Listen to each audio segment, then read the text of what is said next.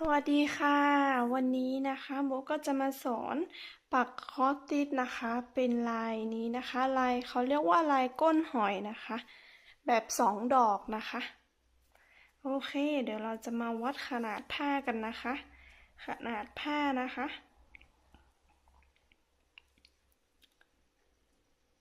ด้านนี้นะคะก็จะประมาณ10.5 เซนนะคะประมาณ10.5 เซนอันนี้คือด้านกว้างแล้วก็ด้านยาวก็จะประมาณ18 เซนนะคะโอเคค่ะลายนี้นะคะก็จะใช้นะคะไหม5 สีด้วยกันนะคะอันนี้เขาเรียกว่าไหมประดิบนะคะไหมสำหรับปักผ้านะคะโอเคเดี๋ยวเรามาเริ่มกันเลยนะคะ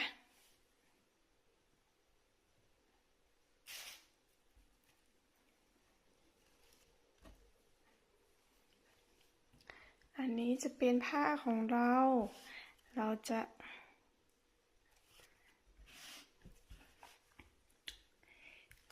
ะเว้นช่องนะคะนอกจากด้านขวามานะคะจะเว้น10 ช่องนะคะแล้วก็จากด้านล่างไปข้างบนจะเว้นประมาณ7 ช่องนะคะ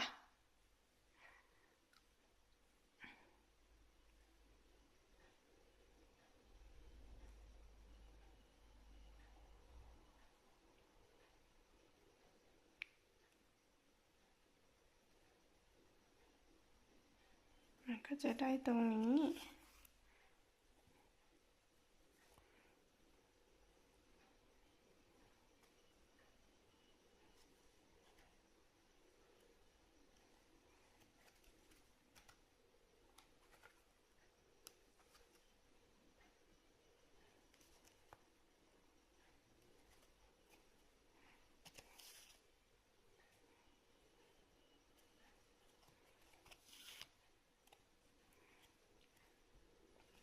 มันก็จะได้เป็นแบบนี้นะคะอันนี้ก็จะเป็น1 2 3 4 5 6 7 8 9 10นะคะส่วนตรงนี้ก็จะเป็น1 2 3 4 5 6 7นะคะมันก็จะห่างกันด้านนี้10 ช่องนะคะแล้วก็ด้านนี้เว้นไป7 ช่องนะคะเดี๋ยวเราจะมาปักสีขาวนะคะสีขาวปัก1 ช่องเว้น1 ช่องนะคะจะนับสีขาวทั้งหมดนะคะนับแต่สีขาวนะคะค่ะอันนี้นะคะถ้าปักไปทางนี้นะคะเราจะนับแต่สีขาวนะคะสีขาวจะปักกันทั้งหมด21 ช่องนะคะเดี๋ยวเรามาเริ่มปักกันเลยนะคะ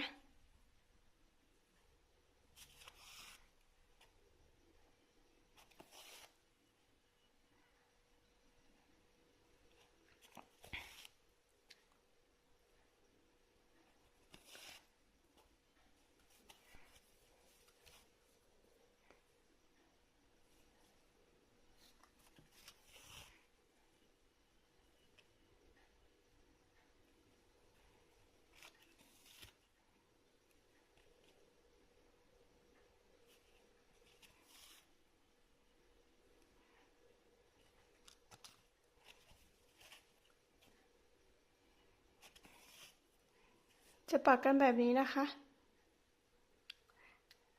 ปัก1 ช่องเว้น1 ช่องปัก1 ช่องเว้น1 ช่องนะคะทั้งหมดก็จะมี21 ช่องนะคะโอเคปักต่อเลยนะคะค่ะเราจะนับแบบนี้นะคะ1 2 3 4 5 6 7 8 9 10 11 12 13 14 15 16 17 18 19 20 21นะคะพอได้21เราก็จะปักไปทางซ้ายเลยเว้น1 ช่องเหมือนเดิมนะคะแล้วเราก็ปักไปทางซ้ายนับรวมทั้งหมดนะคะนับเข็มนี้ด้วยนะคะทั้งหมด41 ช่องนะคะเราจะปัก41 ช่องนะคะแล้วก็จัดการปักต่อเลยค่ะ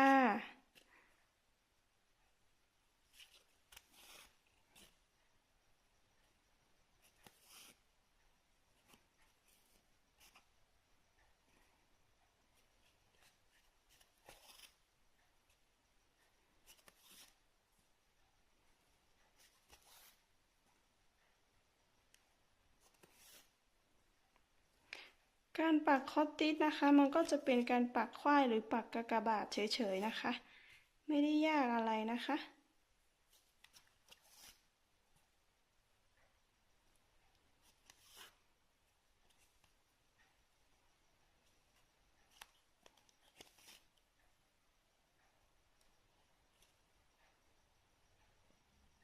ค่ะพอได้แบบนี้นะคะเราก็จะนับแบบนี้นะคะ1 2 3 4 5 6 7 8 9 10 11 12 13 14 15 16 17 18 19 20 21 22 23 24 25 26 27 28 29 30 31 32 33 34 35 36 37 38 39 40 41นะคะมีทั้งหมด41นะคะแล้วเราก็จะปักต่อไปทางซ้ายเลยโดยเว้น1ช่องเหมือนเดิมนะคะ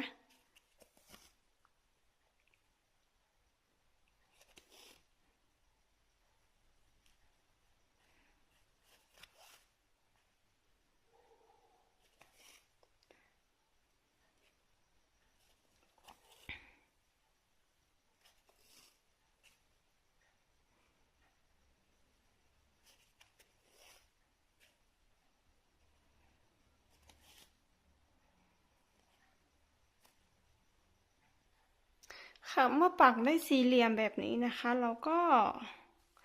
จะจัดการตัดไหมนะคะโดยเราจะทำแบบนี้ก่อนนะคะ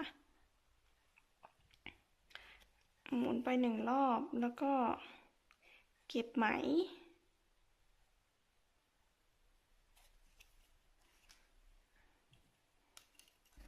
แล้วเราก็ตัด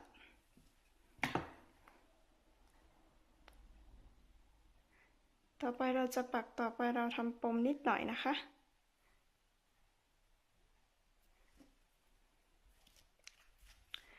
แล้วเราก็จะนับไปที่นับแต่ช่องสีขาวนะคะขอย้ำว่านับแต่ช่องสีขาวเราจะเริ่มปักเส้นตรงกลางนี้นะคะที่ช่อง21นะคะ1 2 3 4 5 6 7 8 9 10 11 12 13 14 15 16 17 18 19 20 21นะคะตรงนี้นะคะโดยจะเว้น1ช่องเหมือนเดิมนะคะ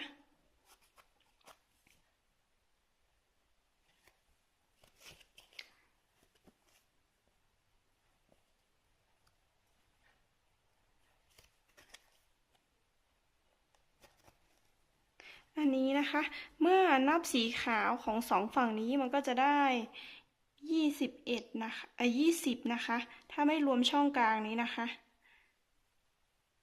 แบบนี้นะคะ1 2 3 4 5 6 7 8 9 10 11 12 13 14 15 16 17 18 19 20 20ก็จะถึงตรงนี้นะคะแล้วถ้าฝั่งนี้ก็1 2 3 4 5 6 7 8 9 10 11 12 13 14 15 16 17 18 19 20นะคะช่องนี้ก็จะเป็นช่อง21นะคะโอเคเราก็จะปักไปเรื่อยๆจนถึงฝั่งนี้นะคะมันก็จะได้เป็น2 ดอกค่ะเมื่อปักเสร็จนะคะมันก็จะได้แบบนี้นะคะอันนี้เป็น2ช่องนะคะก็คือ2 ดอกนะคะโอเคต่อไปจะปักสีเขียวนะคะขออนุญาตเอาผืนนี้มาปักต่อนะคะอันนี้คือสาธิตการปักได้1 ดอกอันนี้เรียกว่า1 ดอกนะคะอีก1 ดอกก็จะปักเป็นตรงนี้นะคะก็จะได้เป็น2 ดอกนะคะโอเคเรามาเริ่มกันเลยนะคะอันนี้เดี๋ยวโบจะเริ่มเป็นสีเขียวเข้มนี้ก่อนนะคะสีเขียวเข้มแล้วก็สีเขียวอ่อนแล้วก็ค่อยไปสีขาวนะคะแล้วค่อยปักด้านในนี้กับข้างนอกนี้นะคะเราจะเริ่มปักจากตรงนี้โดยเว้นช่องนะคะเราจะเว้นช่องให้ปักตรงมุมนี้นะคะเว้นช่อง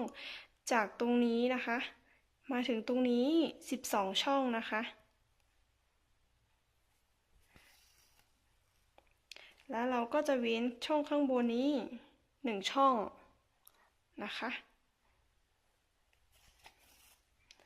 อันนี้เราก็จะปัก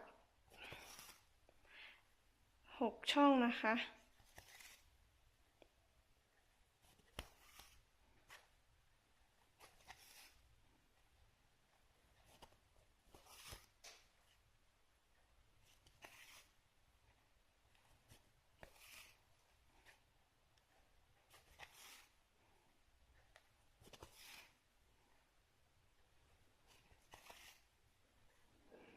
แบบนี้นะคะ1 2 3 4 5 6ตรงนี้นะคะ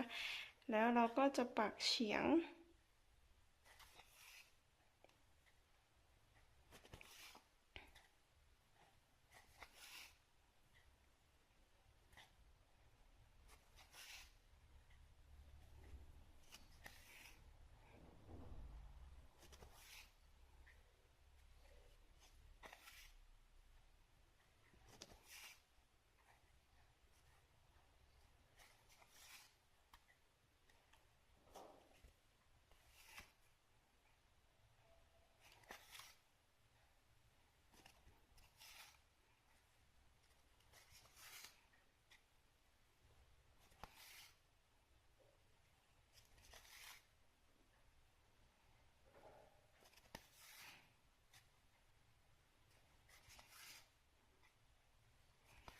6ตรงนี้นะคะ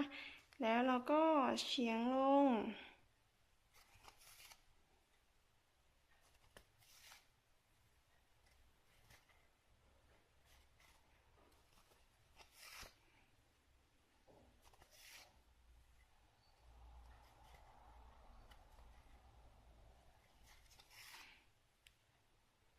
เฉียงลงเสร็จนะคะก็จะนับได้เป็น1 2 3 4นะคะ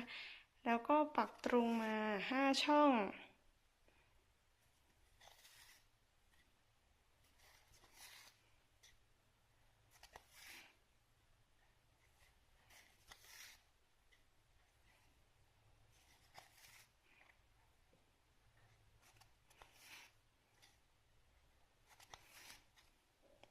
5 ช่องนะคะอันนี้นะคะโบจะสอนว่าเดี๋ยวโบจะไม่ปักหมดนะคะจะปักแค่ด้านนอกนี้ก่อนสีเขียวข้างนอกนี้ก่อนแล้วค่อยไปปักสีเขียวข้างในสีเขียวเข้มข้างในนี้อีกรอบหนึ่งนะคะก็จะเป็น2 รอบนะคะเฉพาะสีเขียวเข้มนะคะโอเคพอถึงตรงนี้เราก็จะคือตรงนี้เราก็จะข้ามมาตรงนี้เลยนะคะข้ามมานี้เป็น5 เข็มเหมือนเดิมนะคะก็คือ6แล้วก็เว้น2ปักเฉียงมา2แล้วก็ปัก5ต่อไปก็5แล้วก็2แล้วก็6 1 2เหมือนเดิมเฉียงขึ้นแล้วก็6อย่างนี้นะคะ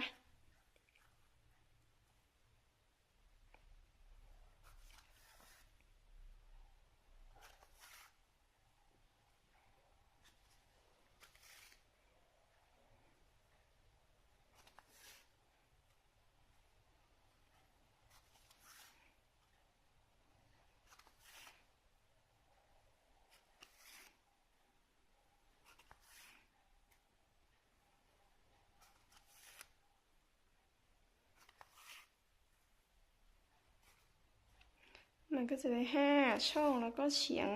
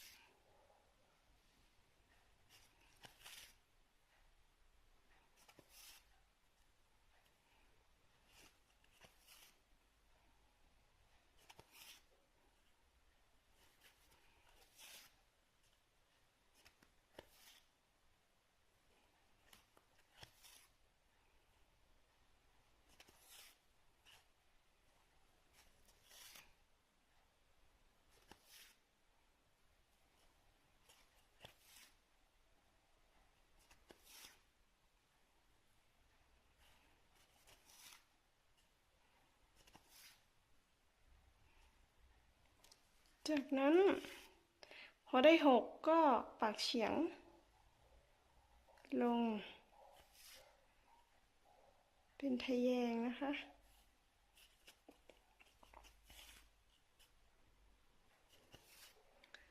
1 2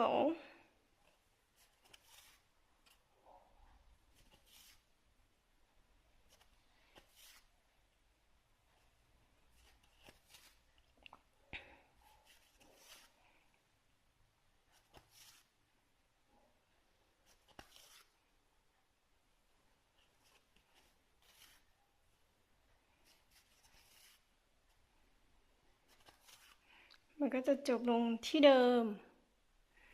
แบบนี้นะคะพอได้5ก็จะข้ามไปอีกฝั่งหนึ่งแบบนี้นะคะเราก็จะปักแบบนี้ไปเรื่อยๆนะคะจนมาสู่ตรงนี้แล้วค่อยปักด้านในนี้ต่อนะคะค่ะเมื่อปักรอบนอกเสร็จแล้วนะคะมันก็จะได้หน้าตาเป็นแบบนี้นะคะต่อไปเราก็จะมาปักด้านในนี้กันนะคะก็คือฝั่งนี้ก็จะเป็นข้างในนี้นะคะสีเขียวเข้มข้างในนะคะโอเค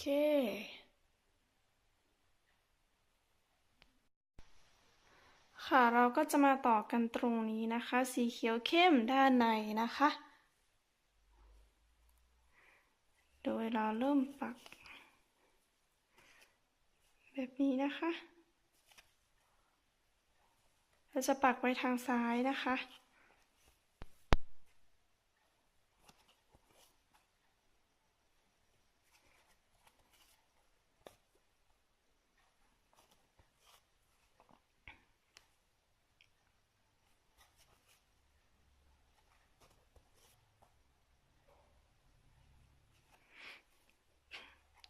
ปักไปทางซ้าย4 ช่องนะคะแล้วก็ปักเฉียงลงนะคะ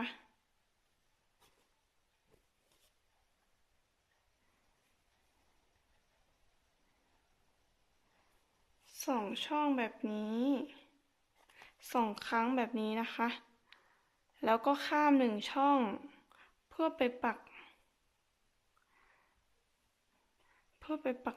อีกฝั่งหนึ่งนี้นะคะ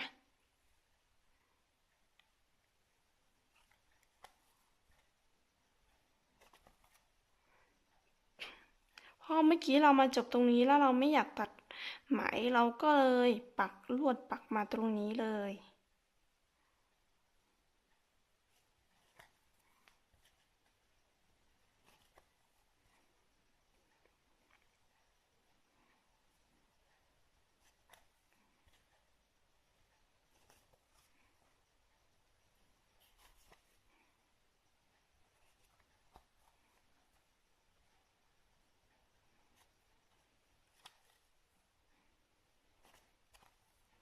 อันนี้ก็เหมือนเดิมปักมาทางซ้าย4 ช่องด้านในรอบข้างในนี้นะคะก็จะปัก4 ช่องเว้น1แล้วก็ปัก3 2 1แล้วก็เริ่มต้นจาก1 2 3 4วนไปอย่างนี้นะคะอันนี้ก็จะเฉียงลงเว้น1 ช่องปักเฉียงลง1 ช่องแล้วก็ปักตรงลงไปข้างล่าง3 ช่อง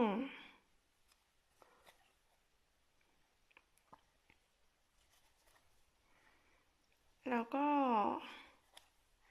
ทะแยงไปทางซ้ายทางขวา2แล้วก็ทะแยงขึ้นข้างบน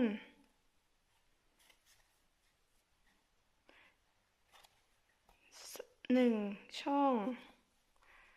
แล้วก็ปักตรงนี้อีก1 ช่องแถวข้างบนนี้ก็จะปักตรง2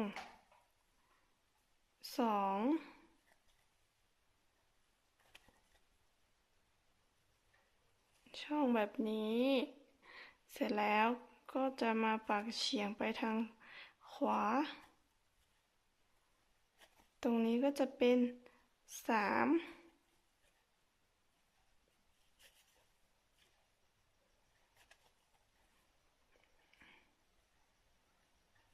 นี้นะคะ แล้วเราก็จะมาทะแยงไปทางซ้ายเว้นหนึ่งช่อง ก็คือทะแยงแบบนี้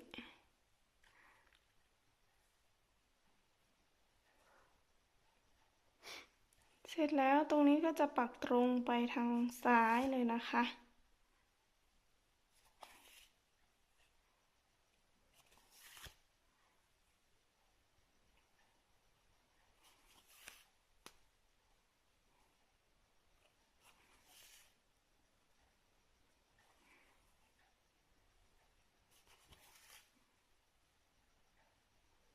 แล้วก็ข้ามมาฝั่งนี้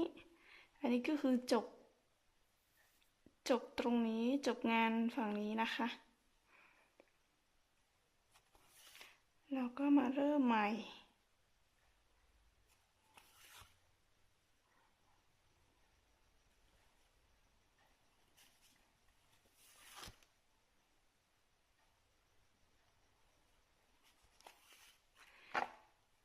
ง่ายๆนะคะ สังเกตดูนะคะ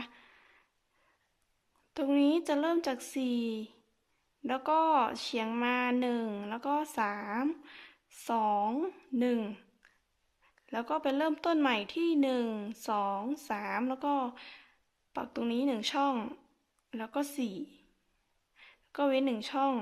ตรงนี้แล้วก็มาเริ่มต้นใหม่ที่4เดี๋ยวเราก็จะไป4 3 2 1แล้วก็1 2 3 4วนไปแบบนี้นะคะไปเรื่อยๆนะคะ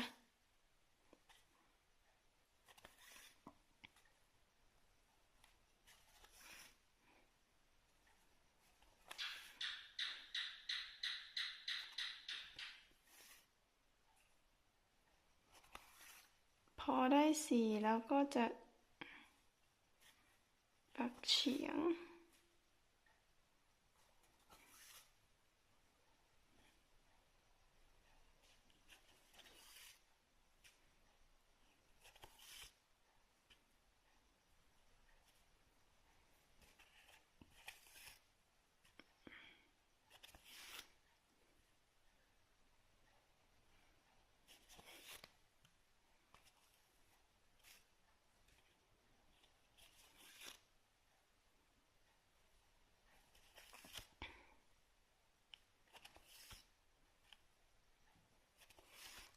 3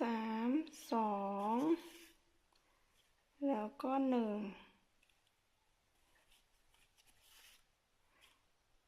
พอจบที่1แล้วก็จะเริ่มต้นใหม่ที่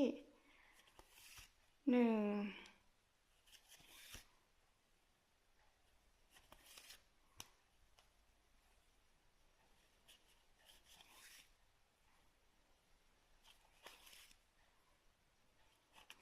อันนี้2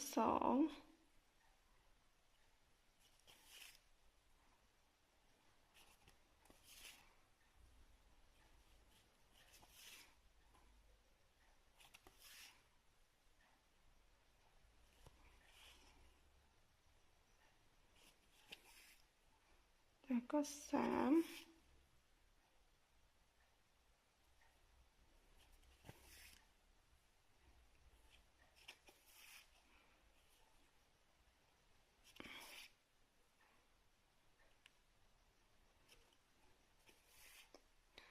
แล้วก็ไปจบที่4เหมือนเดิม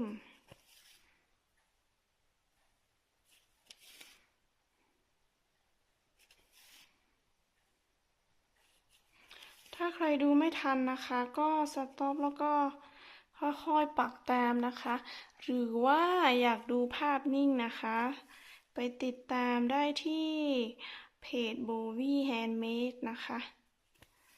เดี๋ยวจะลงภาพนิ่งไว้ตรงนั้นนะคะ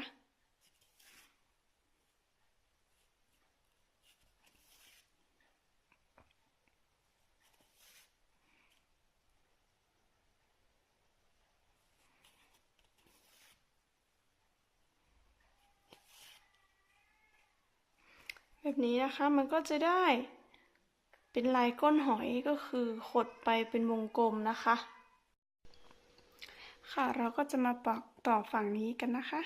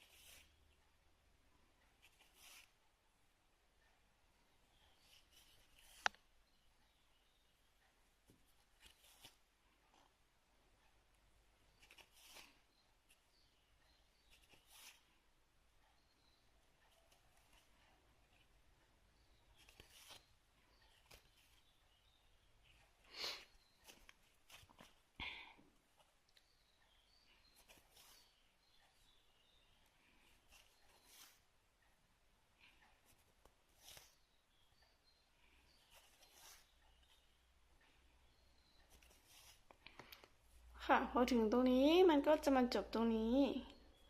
จบไปอีกหนึ่งฝั่งนะคะต่อไปเราก็จะมาปักกันอีกด้านนี้กันต่อนะคะโอเคค่อยๆปักกันเลยนะคะค่ะเดี๋ยวตอนนี้เราปักสีเขียวเข้มเสร็จแล้วนะคะเราจะมาต่อกันที่สีเขียวอ่อนสีเขียวอ่อนนี่เราจะปักตามสีเขียวเข้มนี้เฉยๆนะคะตามรอบของมันก็คือรอบด้านในนี้จนจบมาถึงตรงนี้นะคะโอเคเดี๋ยวเราจะเริ่มจากตรงนี้ไปนะคะ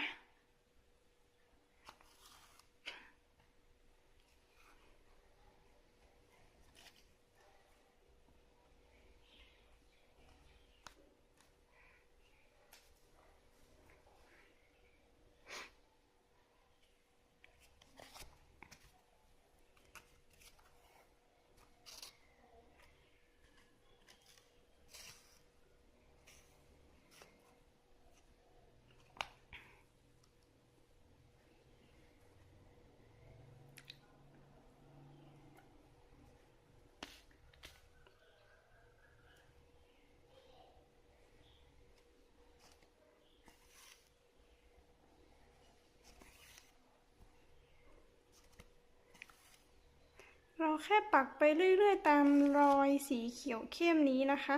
ตามช่องว่างอันนี้สีเขียวอ่อนเราไม่ต้องคิดอะไรมากเลย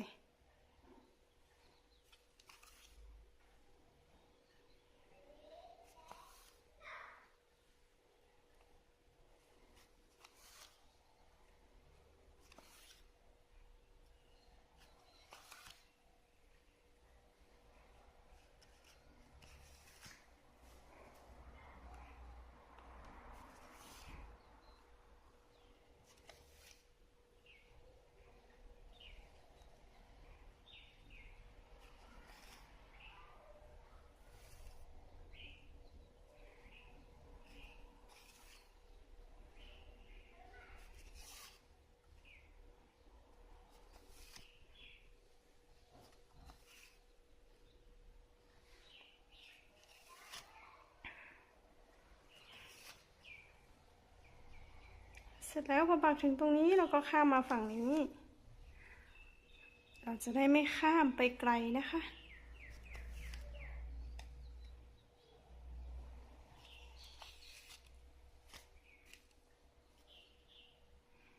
ไหมนะคะถ้ายาวเกินไปมันก็จะชอบพันกันนะคะ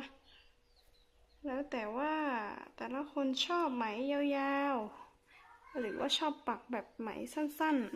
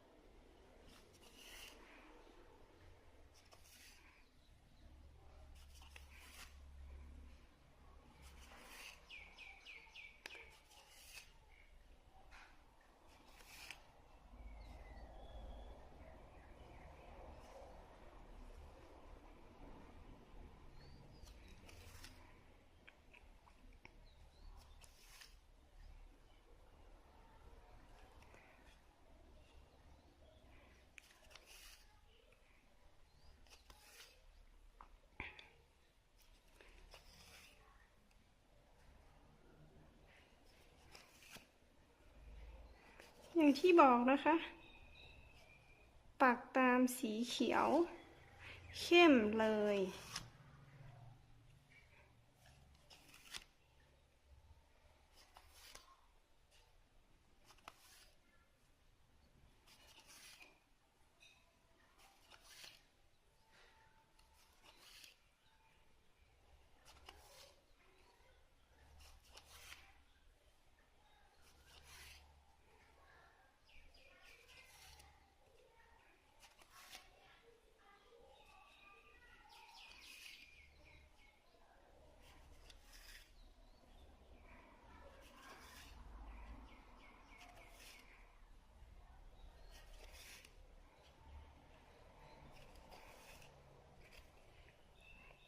อถึงตรงนี้เราจะข้ามไปปักข้างในนี้ก่อนเพื่อให้มันวนมาจบตรงนี้แล้วเราจะได้ต่อฝั่งนี้ไปเลยนะคะคือไม่อยากข้ามไหมไกลเดี๋ยวงานอีกด้านหนึ่งมันจะไม่สวยค่ะ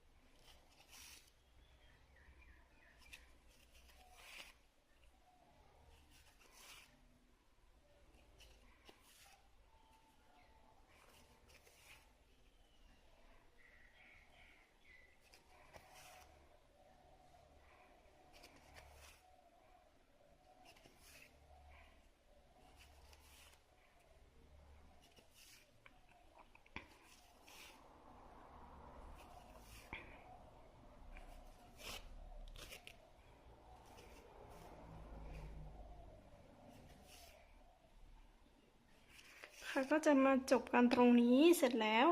เดี๋ยวเราก็จะข้ามมาฝั่งนี้ต่อเลยเป็นก้นหอยอันนี้ต่อเลยนะคะนี่ฝั่งตรงข้ามเราก็จะปักต่อไปเลยเดี๋ยวอีกด้านหนึ่งนะคะอีกด้านหนึ่งก็จะเป็นแบบนี้นะคะอีกด้านหนึ่งก็จะเป็นแบบนี้มันก็ข้ามไม่ไกลนะคะ